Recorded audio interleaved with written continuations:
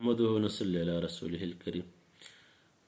جو عورت حجاب پہن کر جاب کرتی ہے تو یہ جائز ہے یا نہیں؟ تو عورتوں کے لیے حجاب یہ اس کی زینت ہے۔ باہر نکل کر اپنے سودا سلف کے لیے باہر جانے کے لیے انتہائی ضروری ہے حجاب۔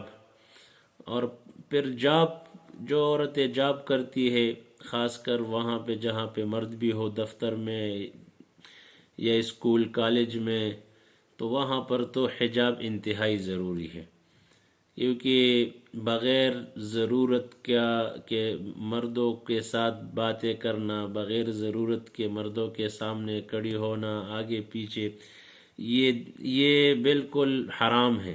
تو لہٰذا جاب جو عورتیں کرتی ہے تو ان کے لیے انتہائی ضروری ہے کہ وہ حجاب کرے، اور خاص کر جو مکس یعنی میل فیمیل جہاں پہ دونوں ہو تو وہاں پر تو پھر انتہائی ضروری ہے۔